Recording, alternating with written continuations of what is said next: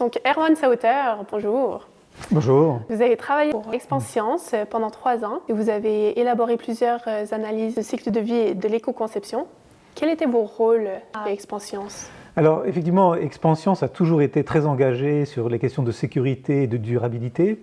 Mais lorsqu'ils m'ont contacté, ils avaient besoin d'une démarche un peu plus structurée pour quantifier les impacts de leurs produits et les améliorer.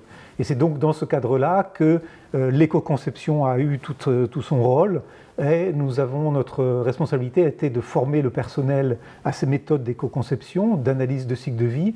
Et l'originalité de la démarche, c'est que l'ensemble du personnel a été invité à participer à ces formations, que ce soit les gens qui concevaient les formules, mais également les marketeurs qui, eux, vont mettre le produit sur le marché. Donc il y avait une cohérence globale qui fait qu'aujourd'hui, les laboratoires Expansion sont réellement des leaders de la durabilité sur le marché français.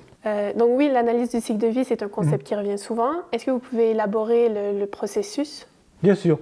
Alors, l'objectif d'une analyse de cycle de vie, c'est de prendre en compte l'ensemble de la consommation des matières premières. Donc, on parle de matériaux, de bois, de ciment, de produits chimiques, la fabrication, le transport, l'utilisation du produit final, son recyclage et sa mise en décharge éventuellement. Et au cours de l'ensemble de cette chaîne de fabrication, on va prendre en compte la consommation des ressources, mais également l'émission de tous les polluants qui vont être émis dans l'air, dans le sol et dans les eaux.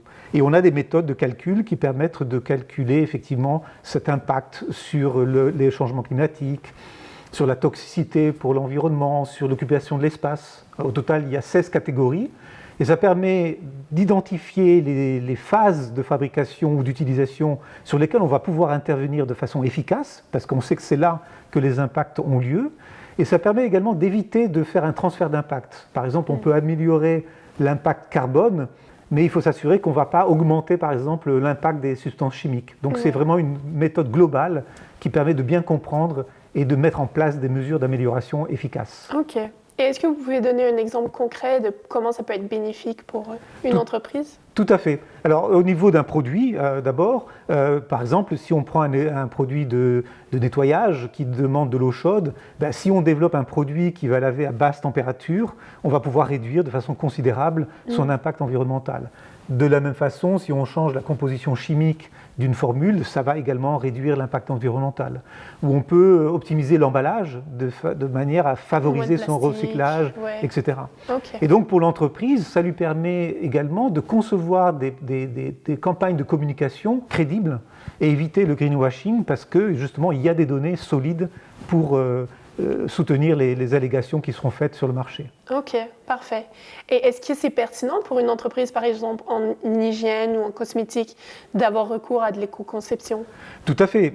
D'une part, par rapport à leur engagement de durabilité, il y a aujourd'hui énormément de contraintes et d'exigences vis-à-vis du secteur industriel, mais c'est aussi par rapport aux consommateurs. Il y a une demande très très forte des consommateurs, des associations de consommateurs, et puis je l'ai dit, des régulateurs, pour qu'il y ait de moins en moins d'impact des produits de grande consommation sur l'environnement et la santé humaine.